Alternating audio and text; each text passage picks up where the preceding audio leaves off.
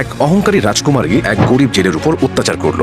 তারপর তার জীবনে নেমে এলো এমন এক ঘটনা যা তাকে ধ্বংস করে দিল। একটি কালো সাপ তাকে দংশন করে, যার কারণে তার মৃত্যু ঘটে। সবাই তাকে কবরস্থানে দাফন করে আসে, কিন্তু পরদিন দেখা যায় কবর ফাঁকা, শরীরটি নেই। কে চুরি করলো তার মরদেহ? জানতে হলে আপনাকে শুনতে হবে এই অদ্ভুত রোমাঞ্চকর গল্পটি। এখন আমরা ফিরে যাই প্রাচীন শামের এক রাজকুমারী, নাম ছিল শাহজাদি বানু। অপূর্ব রূপবতী, কিন্তু অত্যন্ত অহংকারী। যখন সে শহরের বাজার দিয়ে সওয়ারিতে করে যেত, তখন ঘরের দরজা জানালা বন্ধ করে দেওয়া হতো। দোকানিরা তাদের পর্দা নামিয়ে ফেলত।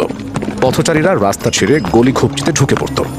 কেউ যদি ভুল করে রাস্তায় থেকে যেত, তাকে মাটিতে মুখ চেপে শুয়ে পড়তে হতো। যদি কেউ এই আদেশ অমান্য করত, তাহলে তার চোখে গরম লোহার রড ঢুকিয়ে দৃষ্টিশক্তি কেড়ে নেওয়া হতো। একদিন এই রাজকুমারীর সোয়ারি শহরের বাজারে যাচ্ছিল। ঠিক সে সময় একটি বৃদ্ধ পথচারী, যার মাথায় ছিল মাছ ভর্তি ঝুড়ি, ভুল করে বাজারে প্রবেশ করে। সোয়ারি এত দ্রুত গতিতে আসছিল যে সে পেছনে ফিরতে পারেনি। মাটিতে শুয়ে পড়ার সুযোগও ছিল না। ফলে তার সকল মাছ এবং বৃদ্ধ সোয়ারির আঘাতে মাটিতে লুটিয়ে পড়ে। বৃদ্ধ অসহায়ভাবে এদিক ওদিক তাকাতে থাকে। অবশেষে রাজকুমারীর সৈন্যরা তাকে ধরে ফেলে। শাহজাদি তাকে দেখে আদেশ দেয়, 2 দিন পর এই লোকের চোখে 2টো গরম লোহার রড দিয়ে উপড়ে ফেলা হবে। সৈন্যরা মাথা নিচু করে বলে, যেমন হুকুম বানু সাহেবা। বৃদ্ধ জেলে কাঁপতে কাঁপতে হাত জোর করে বলে, হে রাজকন্যা, আমার ভুল হয়ে গেছে।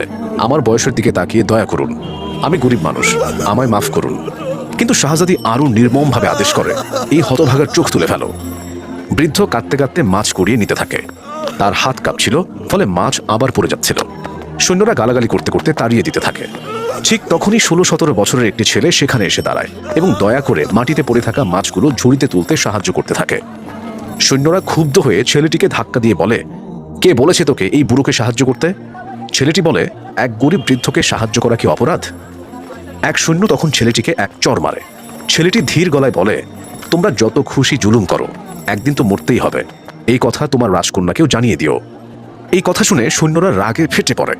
বৃদ্ধ তখন সেই ছেলেকে বলে, তোমার দোয়া কবুল হোক। এই অহংকারী রাজকুমারীর সর্বনাশ একদিন হবেই। এরপর সৈন্যরা বৃদ্ধকে নিয়ে যায় এবং রাজপ্রাসাদে নিয়ে গিয়ে শাস্তি দিতে প্রস্তুত হয়। এদিকে রাজকন্যা বানু রাজভ্রমণ শেষ করে ফিরে আসে। তার উপদেষ্টা গুলজার বললেন, রাজকন্যা, দয়া করে এই গরিব মানুষকে মাফ করে দিন। কিন্তু বানু রেগে গিয়ে বলেন, আমি যখন একবার তীর ছুড়ে দিই তার ফেরানো যায় না। আমি আমার হুকুম ফিরিয়ে নিই না। উপদেষ্টা চুপ করে যান, কারণ বেশি কিছু বললে নিজেই বিপদে পড়বেন। এদিকে সেই রাজকন্যার প্রাসাদ ছিল কঠোর পাহারায় ঘেরা।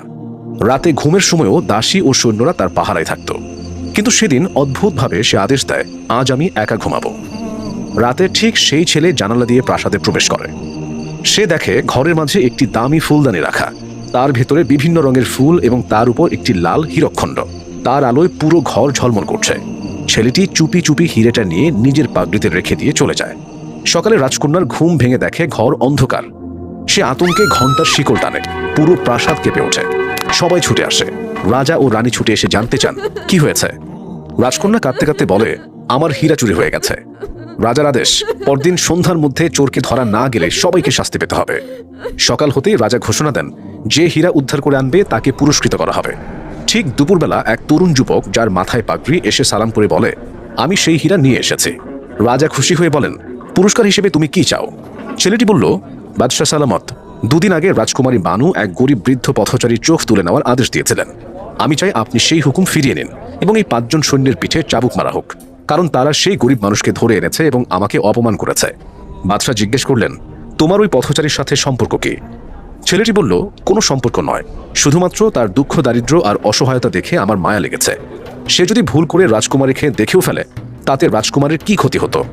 বাদশাহ প্রধানমন্ত্রী ফারুক আহমদের দিকে তাকিয়ে বললেন, এই পথচারীকে আমি ক্ষমা করে দিলাম, তাকে মুক্ত করে দাও। তবে এই ছেলেটিকে এবং 5 জন সৈন্যকেও কারাগারে পাঠিয়ে দাও। ছেলেটি চিৎকার করে বলল, আমার অপরাধ কি? আমি চোর নই। বাদশাহ বললেন, তুমি সেই হীরা চুরি করেছ।